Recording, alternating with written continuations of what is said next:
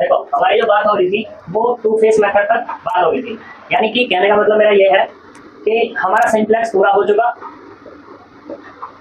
Simplex method ये हमारा completely हो चुका, बस यहाँ पे छोटी छोटी चीजें रह रही है। छोटी छोटी चीजें कैसे? देखो सिंप्लेक्स के बाद हमने बात की थी, सिंप्लेक्स जो यूज कर रहे थे हम सिंपल, वो किसके स्लैक और सरप्लस वेरिएबल में सिंपल यूज कर रहे थे। फिर जब हम ये तो था कि स्लैक और सरप्लस वेरिएबल जब आए तो आर आने के बाद क्या हुआ था, बेस जिसमें था हमारे पास टेबल थी, टेबल में क्या बन रही थी, आइडेंटिटी बन रही थी, तो सिंपल कर रहे थे। फिर क्या हुआ कि टेबल में हमारी आइडेंटिटी नहीं बनी, जब टेबल में आइडेंटिटी नहीं बनी तो हम क्या लेकर आए, एक आर्टिफिशियल वेरिएबल लेकर आए। आर्टिफिशियल वेरिएबल से हमने टू टाइप से सॉल्व किया, एक तो बिग एम मेथड से सॉल्व किया, बिग एम मेथड, और दूसरा था टू फेस मेथड। ठीक, ये दो से हमने इसको बात कर ली थी। जब दो से बात की थी तो हमारी कंप्लीट हो चुकी है। अब इसी में आगे थोड़ी छोटी छोटी चीजें चलेंगी, क्वेश्चन बिल्कुल डिक्टो वैसे ही होगा, किसी में क्या होगा, किसी में आर्टिफिशियल वेरिएबल की जरूरत पड़ेगी और किसी में नहीं पड़ेगी। अब छोटी छोटी सी चीजें क्या है, जैसे कि यहाँ पे तुम्हें दिया हुआ है एक क्या दिया, infeasible solution. Infeasible solution, infeasible solution कैसे होगा, इनफिजिबल फिजिबल सॉल्यूशन। जो कल हमारे सॉल्यूशन की बात की हुई थी वो फिजिबल सॉल्यूशन की बात हुई थी। अब बात करते हैं कि इनफिजिबल सॉल्यूशन कब होगा। देखो इनफिजिबल सॉल्यूशन जो होगा, अगर तुम्हारे पास यहाँ पे ये क्या था, तुम्हारे पास ये टेबल थी, इस टेबल में क्या था, ये बेस था बी, ये वाला सी बी, ये वाला सी जे, ये एक्स बी और X one X two X three जो भी दिए हुए थे यहाँ पे, X one X two A one A two, ठीक, पोस्ट वगैरह जो भी है तुम्हारे। तो यहाँ बेस था, बेस में क्या थे हमारे पास, आर्टिफिशियल वेरिएबल थे और क्या थे, नॉन आर्टिफिशियल भी थे। अब अगर बेस में हम क्या निकाल रहे थे, ये भी निकाल रहे थे, यहाँ से डेल्टा जे भी निकाल रहे थे, और डेल्टा जे हमारे क्या थे, यहाँ पे चेक कर रहे थे लेस देन इक्वल टू 0 का केस। अब हमारे पास क्या है, सारी चीज सही हो जाए, केस हमारा ये बन जाएगी delta J less than equal to 0। But यहाँ पे बेस में आर्टिफिशियल अगर वेरिएबल बचा हुआ है तो हम कह देंगे जो हमारा सॉल्यूशन निकलेगा वो कैसा होगा, इनफिजिबल सॉल्यूशन। और डेल्टा जे को 0 लेस देन 0 बनाना तो पता ही है किस तरीके से बनाते हैं, ठीक है। तो ये हमारी इनफिजिबल सॉल्यूशन की बात है। अभी तक जो हमने प्रीवियस हमने देखे तो सभी में क्या था, फिजिबल बनना था, यानी कि आर्टिफिशियल वेरिएबल खत्म हो रहे थे। ये केस उसके लिए है जब आर्टिफिशियल वेरिएबल क्या हो जाए, बचा हुआ रह जाए, ठीक। अब फिर हम बात करते हैं अनबाउंडेड सॉल्यूशन पे। अनबाउंडेड क्या है, अनबाउंडेड सॉल्यूशन के लिए इस पर बात कर लेते हैं। देखो अनबाउंडेड सॉल्यूशन में क्या है कि मान लो तुम्हारे पास क्या मिल जाए, तुम्हारे पास यहाँ पे ये क्या था कि कुछ ग्रेटर मिल रहे थे, डेल्टा के कुछ ग्रेटर मिले, यानी कि तुम्हारे पास मिले यहाँ पे क्या देता हूँ मैं, डेल्टा 1 डेल्टा 2 डेल्टा 3 ये मिले तुम्हें, ठीक। किसी में तुम एंटर हुए, मान लो तुम इसमें एंटर हुए, एंटर होने के बाद तुम्हें क्या मिला यहाँ पर कि ये नेगेटिव मिला, ये वाली रो कैसी मिली, सारी सारी नेगेटिव वाली। नेगेटिव होने के बाद क्या होगा, तुम्हें मिनिमम रेशियो चाहिएगा, मिनिमम रेशियो चाहिए होने के बाद क्या होगा, ये सारे के सारे क्या होंगे, नेगेटिव आएंगे। कहने का मतलब क्या होगा, इससे हम बाहर हो नहीं सकते, यानी कि जब नेगेटिव तुम्हारा मिल जाएगा, या ऐसे कह सकते हैं जिस भी कॉलम में हम एंटर होंगे, जिस भी कॉलम में हम क्या होंगे, एंटर होंगे, उसके बाद मुझे क्या ना मिले, यानी कि इनकमिंग तो मिल जाए, मुझे आउटगोइंग ना मिले। अब हम कह सकते हैं कि सॉल्यूशन हमारा कैसा होगा, अनबाउंडेड सॉल्यूशन होगा और ऐसा मिलेगा। एग्जांपल है तुम्हारा, एग्जांपल यदि हमारा एग्जांपल 2 पुरानी बुक है कृष्णा की, ठीक है। पहले मैं देख लेता हूँ कहाँ पर है ये, प्रकृति का देखना पड़ेगा, तुम देख लेना, मैं क्वेश्चन को लिख रहा हूँ। एग्जांपल है तुम्हारे पास ये example, z maximum equal to 10x1 plus 20x2 और यहाँ से 2x1 plus 4x2 greater than equal to 16, x1 plus 5x2 greater than equal to 15, x1 x2 greater than equal to 0। ऐसी टेबल भी क्रिएट कर देता हूँ, लास्ट टेबल क्रिएट कर देता हूँ कि इसमें क्या चीज है और मैं क्या बताना चाह रहा हूँ। ये तुम्हारा एग्जांपल है, इस एग्जांपल में लास्ट टेबल तुम्हें मिलती है,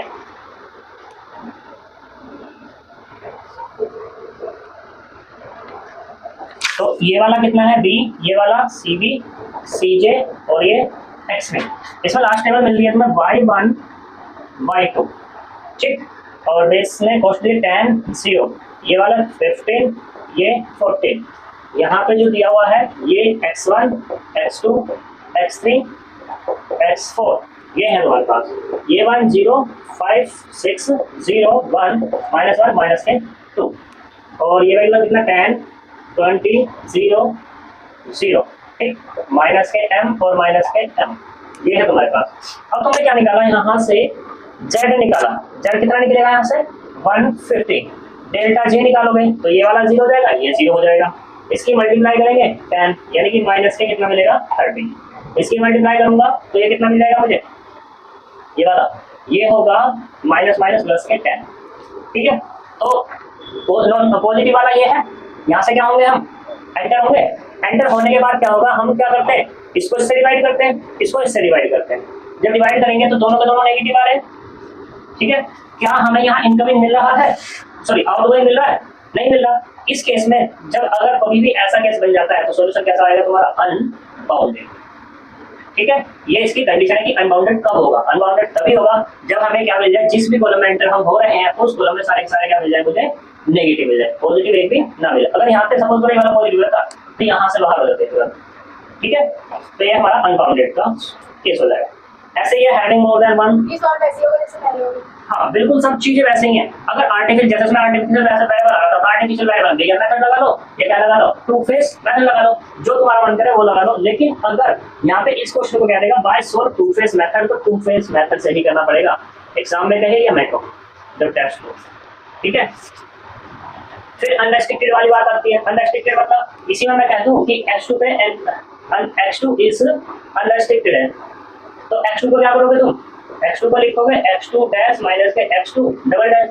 अब कितने वेरिएबल हो जाएंगे तुम्हारे पास, एक पहले ये x1 है, x2 दो में ब्रेक हो गया, तो कितने हो गए तुम्हारे पास, 3 वेरिएबल हो गए। बस वेरिएबल का ही तो चेंज आया, बाकी सारी चीज वही है कि जिसमें आर्टिफिशियल ऐड हो रहा होगा तो उसमें क्या लग जाएगा, बिगिन मेथड या टू फेस मेथड, और जिसमें आर्टिफिशियल नहीं आ रहा होगा तो वो सिंपल सॉल्व हो जाएगा तुम्हारा, ठीक है। और फिर बात करते हैं इसकी इनफिजिबल अनबाउंडेड की। तो इनफिजिबल अनबाउंडेड मैंने तुम्हें बता ही दिया है। इनफिजिबल क्या होगा तुम्हारे पास, क्या होगा इनफिजिबल, अगर बेस में तुम्हारा क्या बच रहा है, आर्टिफिशियल वेरिएबल बच रहा है तो इनफिजिबल, और अनबाउंडेड कब होगा, जब तुम्हारा बाहर निकलने का वेक्टर ना मिल रहा, ठीक है। ये अनरेस्ट्रिक्टेड का साइन हो गया तुम्हारा। फिर हम बात करते हैं ऐसे इसमें कांस्टेंट टर्म्स की बात करते हैं कि LPT with some constant term in objective function. मान लो तुम्हारे पास एक एलपीटी है, ठीक है, LPT with some constant terms, मैं एलपीटी लिख रहा हूँ सीधे, ठीक है, एलपीटी लिख रहा हूँ। तो एलपीटी लिखने का क्या हो जाएगा, जो हमें गिवन है वो कितनी है, मान लो ये भी अवर z मैक्सिमम बराबर 2x1 माइनस के x2 प्लस x3 और प्लस के 50। सब्जेक्ट को कांस्टेंट दी गई है हमारे पास, वो कितनी 2x1 plus 2x2 minus 6x3 less than equal to 16। यहाँ पे 12x1 माइनस 3x2 प्लस के 3x3 greater than equal to 6। यहाँ पे माइनस के 2x1 माइनस 3x2 प्लस के x3 less than equal to 4, और ये x1 x2 x3 greater than equal to 0। मतलब कहने का क्या था मेरे पास, अगर तुम्हें एलपीपी में क्या दिया, कांस्टेंट टर्म्स ऐड हुई गई हो किसमें, ऑब्जेक्टिव फंक्शन में, तो उसको कैसे सोल्व करना है। देखो उसको जो सोल्व करने का तरीका है वो सिंपल है। सिंपल मतलब कैसे कि अगर जब तुम्हारे पास एलपीपी में ऑब्जेक्टिव फंक्शन में टर्म्स आ गए तो इसको क्या कर दो, तुरंत नेग्लेक्ट कर दो, हटा दो, थोड़ी देर हटा दो इसको। तो यहाँ पे क्या मिल जाएगा, जेड मैक्सिमम बराबर 2x1 माइनस के x2 और प्लस के x3, और ये पूरी की पूरी यहाँ पे आ जाएगी, ठीक है। अब इसका जो सॉल्यूशन होगा वो वैसे ही करना है जो भी हमारा प्रोसीजर था, ठीक। बात है कि इस 50 का क्या होगा। देखो मान लो बाद में तुम्हारा जो निकल के आया जेड बराबर, ये मान लो कितना, मैं इसी को देख लेता हूँ, जेड बराबर कितना आया, जेड एस बराबर आया तुम्हारा 4, क्योंकि तुमने 50 को हटा दिया तो इसको जेड एस बोल दोगे तुम, ठीक है। तो जेड एस कितना है तुम्हारा 4 आया, लेकिन 50 मैंने क्या कर दिया था, हटा दिया था। तो इस 50 को क्या करेंगे, जेड निकालने के लिए जेड क्या हो जाएगा तुम्हारे पास 4 प्लस 50 बाद में ऐड कर देंगे, ठीक है। अब वो चाहे नेगेटिव में दिया हुआ हो या तुम्हारा किया गया हो पॉजिटिव दिया हो, उससे कोई फर्क नहीं पड़ेगा। भाई वो तो बिग साइन लेंगे ना उसको, यहाँ तो कोई दिक्कत।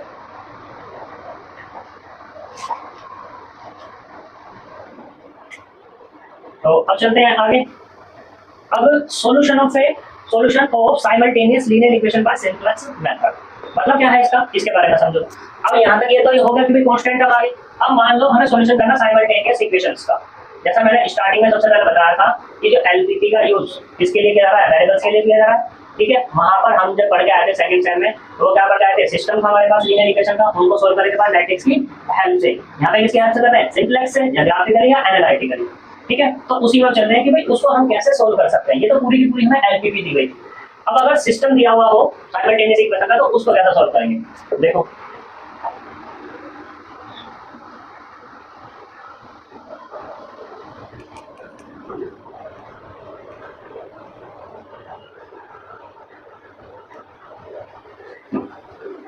तो देखो मान लो यहाँ पर हेडिंग डाल देता हूँ, सॉल्यूशन ऑफ साइमल्टेनियस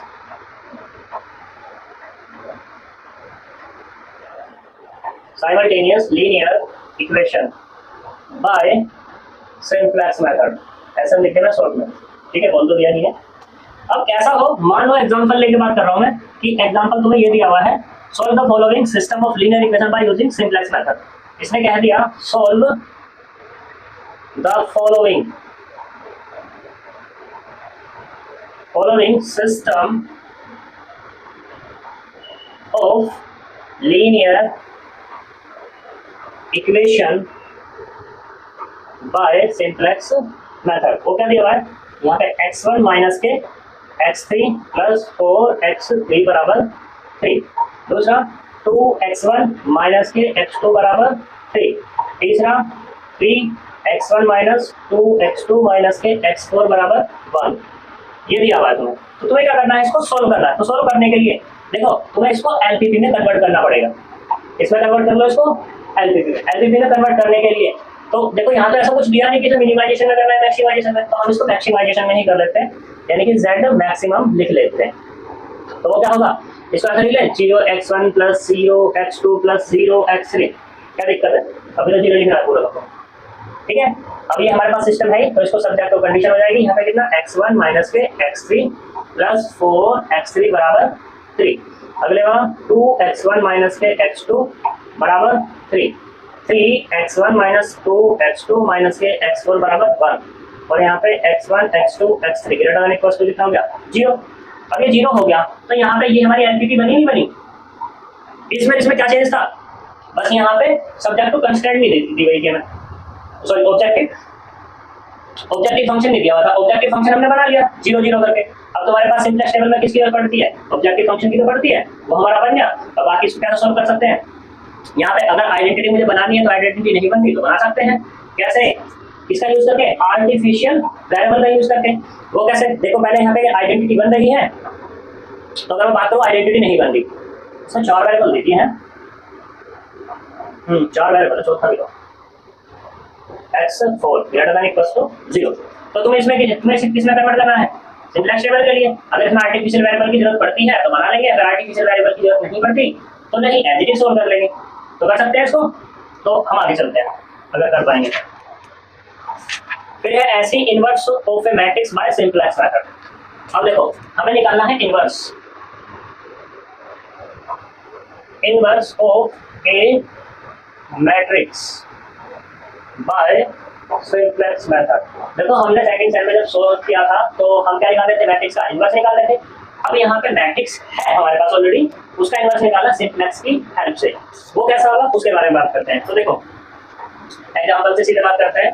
एग्जांपल में क्या है कि हमारे पास दिया हुआ है एक मैट्रिक्स दी गई है, ये 4 3 और 3 2। वैसे तो मैं इसके अंदर डायरेक्टली निकाल सकता हूँ, डायरेक्टली इसका इनवर्स कितना आएगा, माइनस है, तो ये आएगा 2 और -3 और -3 2 2 4, यानी कि ये, तो इसका इनवर्स निकलेगा -2 3 3 और ये -4, ये निकल जाएगा। वैसे तो मुझे पता है, लेकिन हमें निकालना किससे, बाय सिंप्लेक्स मेथड से। देखो सिंप्लेक्स मेथड से करने के लिए तो हम क्या करते हैं, इसको डायरेक्ट करते हैं, a बराबर कितना, ये 4 2 3 और ये 2। हमें निकालना है b, हमें क्या निकालना है b। तो देखो b जो आएगा वो आएगा, पहले अगर मैं बात करूँ किसकी, b1 की, तो b1 आएगा समेशन ऑफ a1j, और b2 की अगर बात करूँ तो वो होगा समेशन ऑफ a2j। a2j का मतलब j बराबर कहाँ से आता है, 1 2 कितना 2, और j बराबर ये भी कितना 1 2 2, मतलब क्या हो गया a11 प्लस a12, और ये कितना a21 प्लस a22, ठीक है। a11 ये तो 1 1 पे है, और प्लस a12 कौन सा, यानी कि 4 + 2 बराबर 6। ऐसे ये वाला नीचे वाला 3 + 2 बराबर 5। यहाँ तक कोई दिक्कत? तो ये हमारा क्या गया, B1 बन भी निकल गया। यहाँ तक कोई दिक्कत? अब हमारे पास क्या होता है, Ax बराबर B मैट्रिक्स होती है। तो हम यहाँ पे लैंड कर लेंगे कि x बराबर कितना, x1 और ये x2। ठीक, तो हमें क्या मिल जाएगा, यही तो मिलेगा कि 4 3 3 2। ठीक, इनटू में x1 x2 बराबर कितना हो जाएगा, यहाँ पे ये हो जाएगा तुम्हारा 6 और ये 5। और इसको हम सिंपल लिखेंगे, सिस्टम की फॉर्म में लिखेंगे तो कितना आएगा, 4x1 + 3x2 बराबर 6। और ये वाला 3x1 + 2x2 बराबर कितना हो गया, 5। और ये क्या हो गई तुम्हारी साइमल्टेनियस ही तो हो गई। और साइमल्टेनियस होने के बाद इसको इससे सॉल्व कर सकते हैं, ये यहाँ तक कोई दिक्कत। और फिर इसमें क्या निकालना होगा तुम्हें, इनवर्स निकालना है। इनवर्स निकालने के लिए जो तुम्हारे पास होगा, जो मैट्रिक्स आएगी, देखो मैट्रिक्स में क्या होगा, इसे तो मैं रफ कर दूं क्योंकि यहाँ पे इनवर्स चाहिए ना, इसलिए हम बात करेंगे एक टेबल पे। मैं इसका डायरेक्टली टेबल लिख रहा हूँ, सोल्यूशन करने के बाद सोल्यूशन तो आएगा ही। तो मान लो तुम्हें ये मिला, लास्ट में टेबल ये वाला B, ये वाला CB CJ और ये वाला XB, ये मिला 0 0 -1 और माइनस के 1। यहाँ पे बेस में बच रहा है y2 की जगह x2 और ये वाला x1, ये 0 1 1। यहाँ पे कितना x1 x2, ठीक, a1 और ये a2, ये वाला 0 1 1 0, ठीक, 3 -2 माइनस के 4 और माइनस के 1, माइनस के 3 -4 -2 और ये 3। देखो ये हमारे पास टेबल है, इस टेबल में आइडेंटिटी यहाँ तक बनी हुई है। ठीक, तो मुझे चाहिए क्या, इनवर्स। इनवर्स के लिए यहाँ पे देखो ये अलग मैट्रिक्स है हमारे पास। इस मैट्रिक्स में ये वाली तो होगी तुम्हारी कैसी, आइडेंटिटी मैट्रिक्स। और जो ये वाली होगी, अगर तुमने वो ए मानी है तो ये कितनी हो जाएगी तुम्हारी ए इनवर्स। कहने का मतलब मेरा ये हो गया कि आइडेंटिटी से हटकर जो भी मैट्रिक्स तुम्हारी मिलेगी वो तुम्हारी इनवर्स होगी, जिसका भी तुम इनवर्स निकालना चाह रहे हो। ठीक है, और ये हमेशा तुम्हें किस में मिलेगी, स्क्वायर में मिलेगी, क्योंकि इनवर्स हमेशा स्क्वायर मैट्रिक्स का ही निकलता है। वो इसलिए क्योंकि अगर मैं बात करूं ए इनवर्स की, तो वो क्या होता है, एडजॉइंट ऑफ ए अपॉन में डिटर्मिनेंट ऑफ ए। और डिटर्मिनेंट किसका निकलता है, स्क्वायर मैट्रिक्स का ही निकलता है, इसलिए तुम्हारी स्क्वायर मिलेगी। मिलेगी, बिल्कुल मिलेगी। अब तक करते हुए जा रहे थे आइडेंटिटी, जब हमारे लास्ट में मिल रही थी सॉल्यूशन, तो आइडेंटिटी मिल रही थी नहीं मिल रही थी, क्या कभी ऐसा हुआ उसमें आइडेंटिटी नहीं मिली? अगर आइडेंटिटी नहीं मिली ना, अगर टेबल में पहले आइडेंटिटी बनी है तो बाद में भी वो मिलेगी, अगर नहीं मिली तो तुमने कहीं गड़बड़ दी होगी। क्वेश्चन की गड़बड़ नहीं है वो तुम्हारी गड़बड़। मतलब मैट्रिक्स मिलेगी, मैट्रिक्स से सभी में मिल रही है भाई। हमने सिंप्लेक्स मेथड लगाया, टेबल भी तो है, ये भी तो टेबल ही है, टेबल की तो बात कर रहा हूँ यहाँ। ये आइडेंटिटी तो मिलेगी अलग, ठीक है ना, ये कभी भी खत्म नहीं होगी तुम्हारी टेबल में। ठीक है, आर्टिफिशियल वेरिएबल तो खत्म होते चले जाएंगे, अगर तुम करना चाहोगे तो, यदि रखना चाहोगे तो रख लेना, क्योंकि काम तुम्हारे बढ़ने वाला। ठीक है, तो ये तुम्हारा चैप्टर होता है इसका खत्म। ठीक है, अब बात करते हैं resolution of degeneracy. Next chapter है तुम्हारा, नेक्स्ट टॉपिक करते हैं।